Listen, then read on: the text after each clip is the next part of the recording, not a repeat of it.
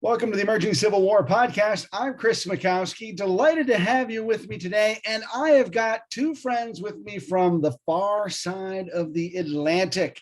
Emerging Civil War fans know our friend Darren Rawlings of American Civil War and UK history. Daz, how's it going, pal? Yeah, good, really good. It's doing really well.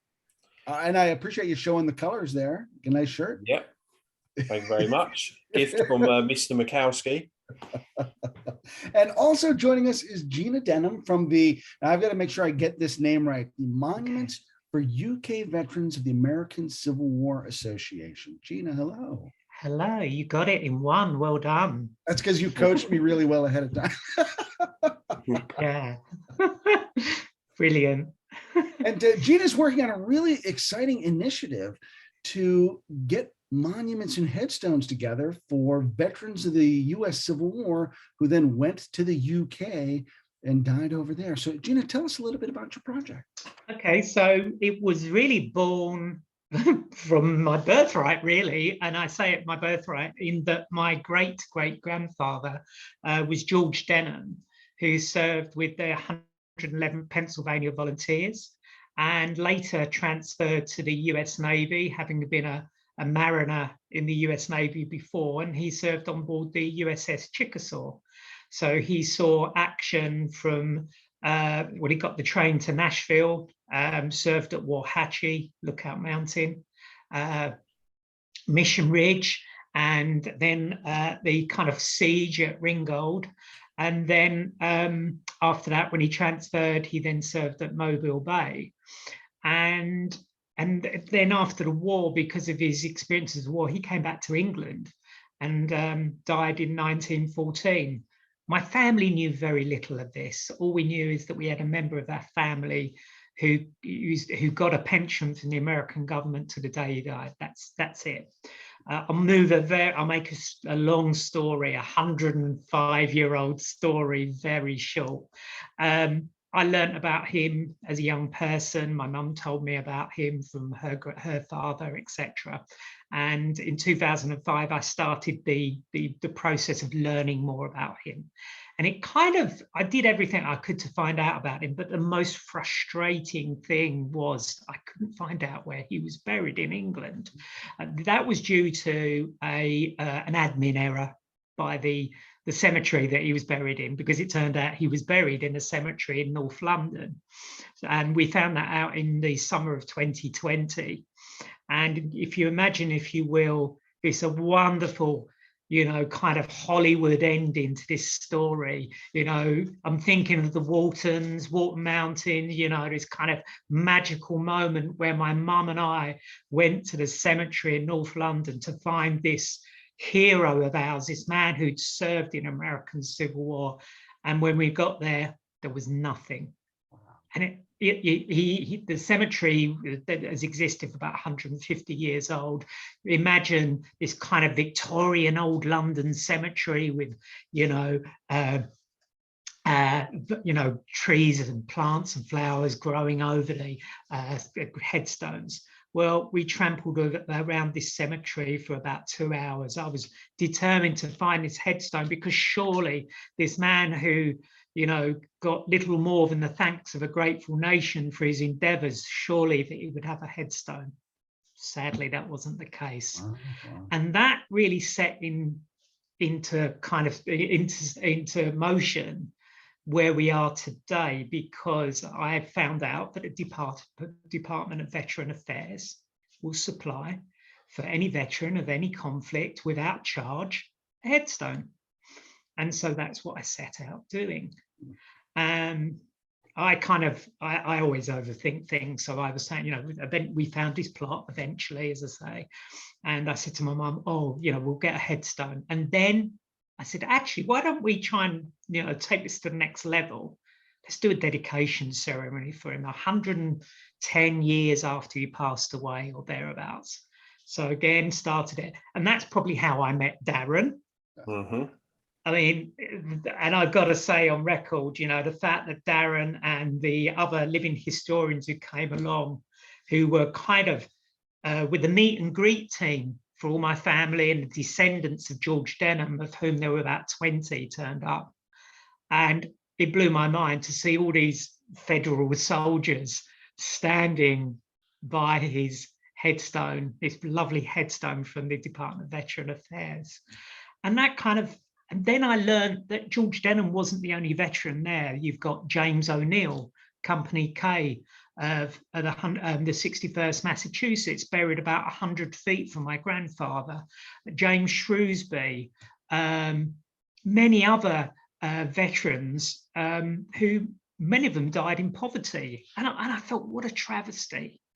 You know, I'm quite existential in my way of thinking, and I like the idea that we remember the ripple of our essence passes forward, even though we may pass away, the ripples of our actions pass forward, our acts and deeds and memories. And it just kind of got to me that, you know, James O'Neill had nothing for his service to the Union, my you know, other than memories. And that had, so again, I've applied for his headstone.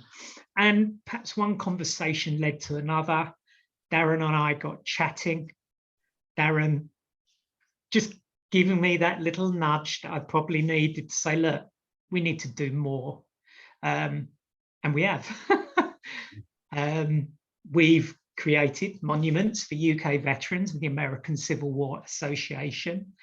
I've got my mum on board, even though at nearly 80, she's already transcribed the probably nearly 300 veterans that we know existed. I'm busy going through newspaper archives, finding these veterans wherever I can and documenting them. We'll do them virtually online on our Facebook group. We're in the throes of creating a website, and we'll document, we're going to produce portfolios on these veterans, etc. And one of the things that I did find out, which I've really kind of, as I'm a retired cop, and you know, the idea of peer support is quite important to me.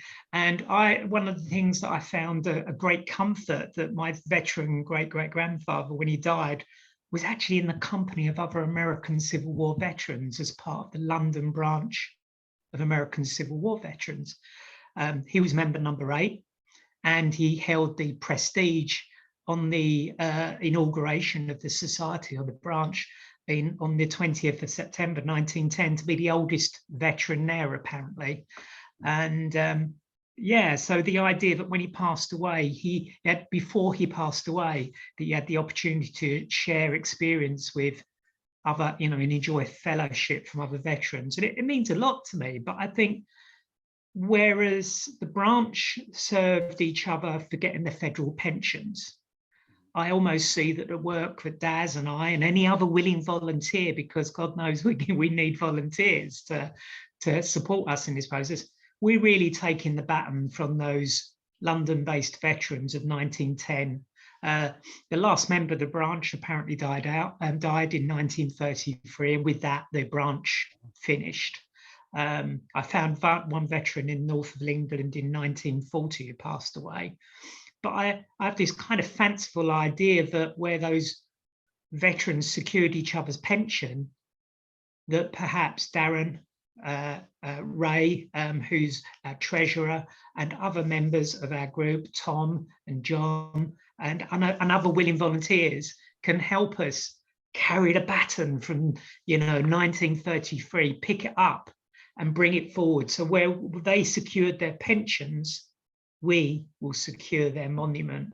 And as I say, we'll do it in many ways. So the aim is ultimately to get one singular monument, and we're trying to get funding for that at the moment through GoFundMe. We've secured £1,000 of a £3,000 target so far. I think we've only been going 6 weeks, haven't we, Darren? Yeah, not that much longer. No.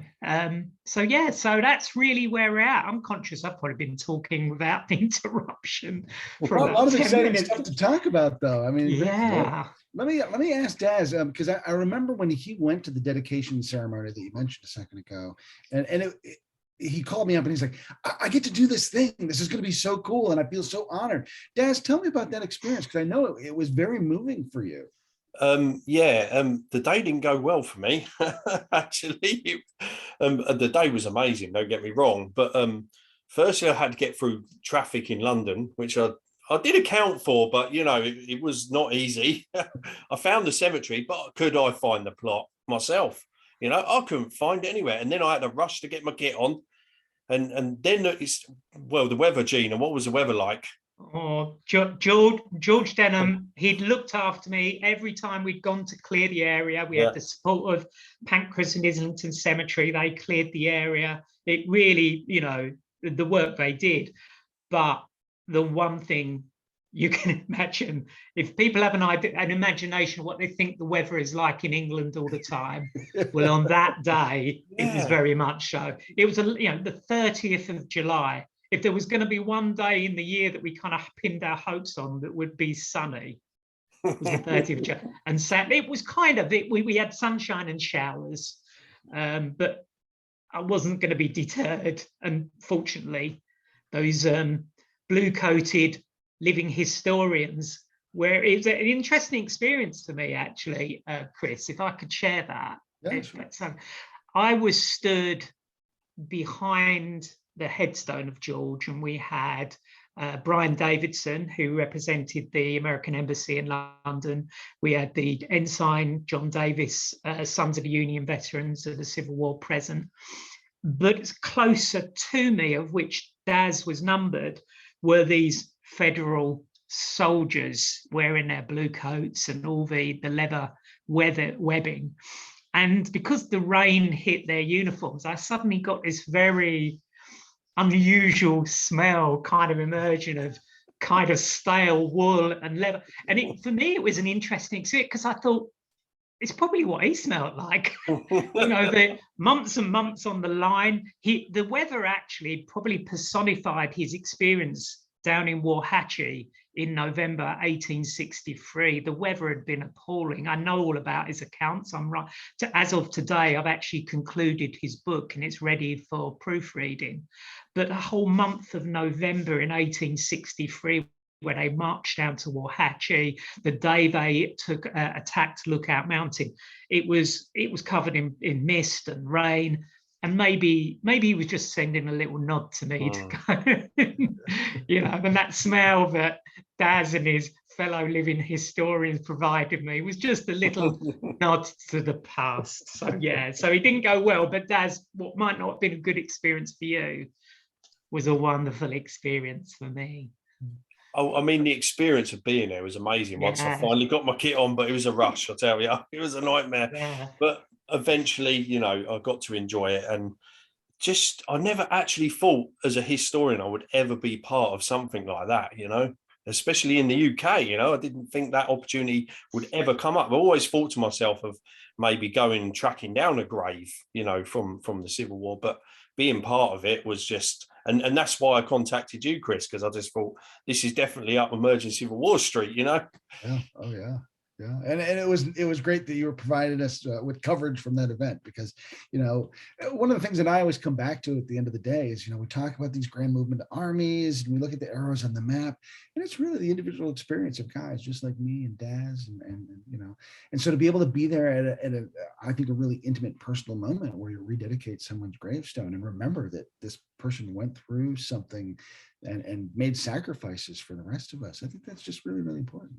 Absolutely. I mean, I've been involved in living history myself. I go to Normandy. Have done for so many years, and I've always found that the people of mainland Europe who perhaps experienced occupation had perhaps more of an appreciation for their hard-fought liberty. And for me, therefore, the liberty, if you like, that when these veterans did return back to England, they really had to fight for their pension. I found it a curious experience that I think it was Henry Clay Evans was called like in fact, I wrote it down, one of the grand conquistadors, that that they really had to argue their case. It took my great-great-grandfather 7 years to get his pension. He forgot that he enlisted in another name, which hindered his process. He forgot that he'd served on the Chickasaw and said instead that he'd served on the Choctaw. by a strange, and I'm a former cop, I think I said that before, I managed to crack a cold case about 110 years later. He was granted his pension, but the curious thing that by a flaw, an admin error, there was a man called George Dunham who had served with the 8th New Hampshires, who claimed that he was from England and had served on the USS Choctaw. And therefore, when my great-grandfather was applying for his pension, there was an anomaly with the names, but by fate or good fortune, whatever you want to call it, he ended up getting his pension because the pieces still fit, you know, that his service with the 111th kind of bore testimony to that. Whatever happened to George Dunham, I don't know. There was definitely never a pension application filed by him, but yeah, and up until probably about a year ago, we all thought that George Denham had served on the Choctaw, but the pieces didn't fit. Yeah. And then one evening I cracked it and used Fold Free, the website, and found one of the pension cards and his service. So yeah, and as of today, I started I had this fanciful idea of writing George Denham's story. I didn't want it to die with me. And I didn't want, which is yet reasons why Darren and I have started the association, the knowledge that people have gathered together separately about all these veterans. I didn't want that knowledge to die with these people, that this research, to me, it's important that we share it and make sure that it's available, that everybody can carry the baton of history forward. You know, so today marks the ending of George Denham's draft story. 82,000 words later, 30 chapters. And yeah, I'm quite kind of pleased. So yeah, I need some proofreaders now. So, so yeah. The story of my life, let me tell you. Yeah, I was going to say that, Chris, actually. Yeah. Yeah. Oh, fantastic. So tell us about the organization, and if people want to get involved, how can they help? Okay, well, I guess I mean, Daz, do you want to say anything? I'm conscious that I'm doing. Well, I just want to point out that because a lot of people don't realise how many British people were actually involved in the Civil War, and I've been doing some research lately, and I found out that 50,000 British people were involved in the Civil War. Around about 10,000 were English, and the rest are obviously Scottish and Welsh. But so I just wanted to point that out before we went on to how we can, you know, get the support we need. I'm kind of chuckling because people say, well, what if Britain had gotten involved in the Civil War? And essentially what you're saying is they did 50,000 strong in various capacities. And that's not an insignificant number of people. No. It's, I mean, I always find it fascinating. I suppose how the interplay of culture and ideas kind of mixed in. I mean, when George Denham, after they had their successful attack at Mission Ridge, they then kind of followed the rear guard of Patrick Cleburne's army to Taylor's Ridge and Ringgold, and you know, where they then made their last stand.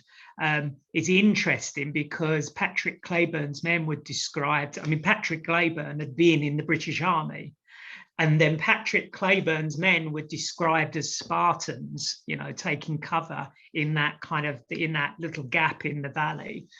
But months later, there was a ceremony, not months later, but on the 9th of December, 1863, I think Senator Francis stood in front of the men of the 111th and called them the Spartans of Lookout Mountain. And I found it a curious interplay there that at one point the Confederate soldiers at Taylor's Ridge were deemed as Spartans, but the successes of the 111th and other men at Lookout Mountain gave them this title of being Spartans as well, which became the title of the book that I'm producing, the Spartan who climbed Lookout Mountain.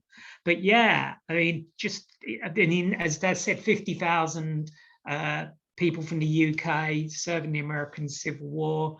I'm going through the pension files at the moment. Fortunately, we've got a few databases like Ancestry, etc., in the UK that I can access. and finding these veterans. So I've been using the British Newspaper Archives. There's 811 pension files that were filed from the UK as well. Some of them are for some of the conflicts afterwards, but in the main they are 1864 to 1934, I think, or 1861 to 1934. But yeah, it's a big piece of work.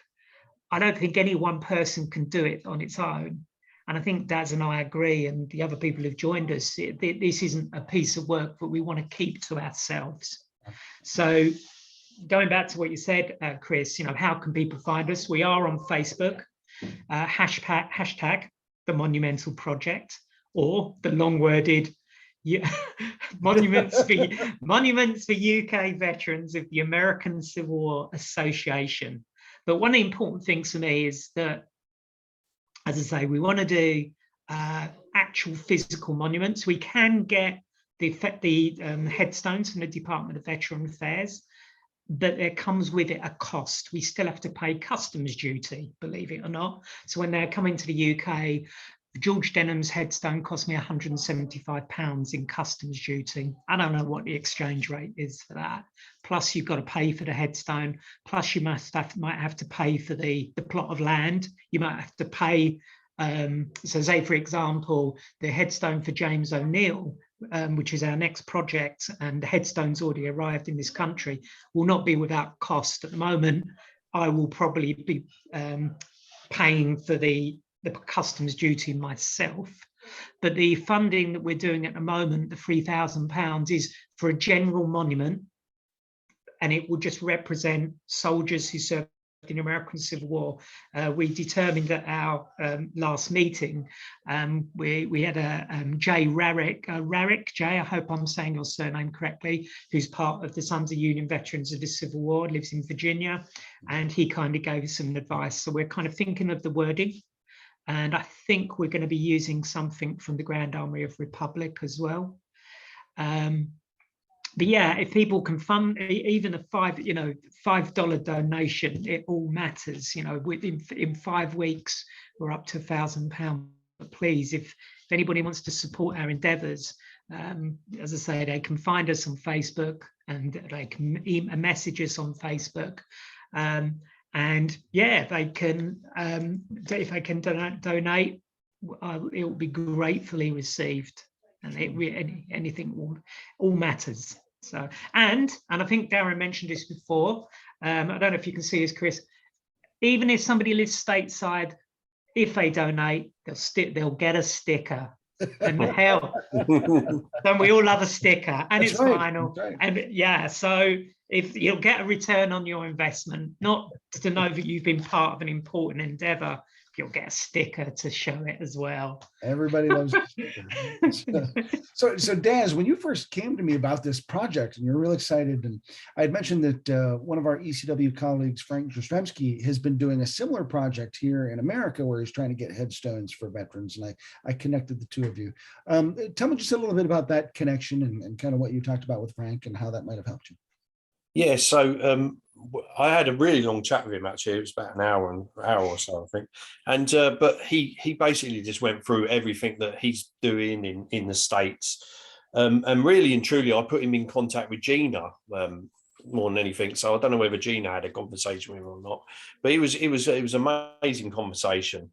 And I mean, the guy's really heavily involved in it, and it was great talking to the guy. But I did pass his details to Gina as well, so I don't know whether Gina had a really good chat with him. Not yet. Don't forget, Daz, I get confused sometimes. Am I speaking to a client as a counsellor now? Yeah. And Frank writes about his adventures every month in American Civil War magazine.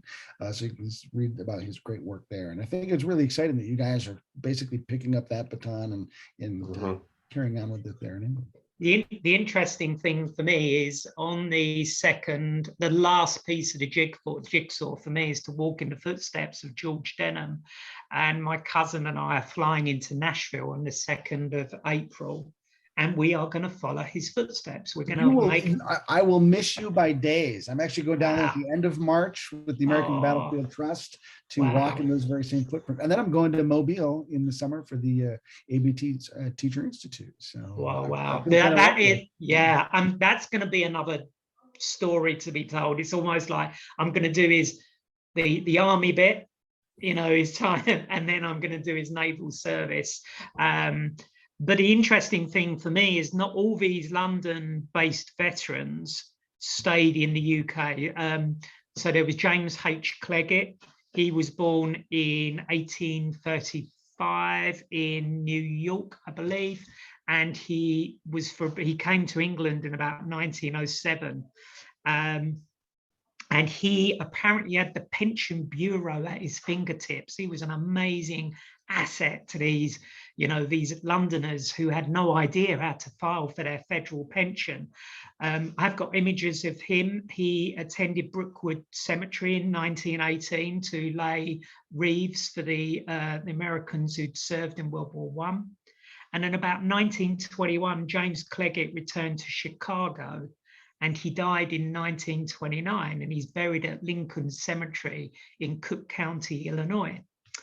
I have a friend who lives about 5 minutes from that cemetery. Wow. And from what he's told me, and believe me, we've already started reaching out to interested parties, the Women's Relief Corps, the local Sons of the Union Veterans of the Civil War, but we found that James doesn't have a headstone. So you know where this is going, Chris. So the idea is about the week of about the 11th of April through to about the 15th, at some point, we were meant to be flying from Nashville up to Chicago. I said to my cousin, should we drive?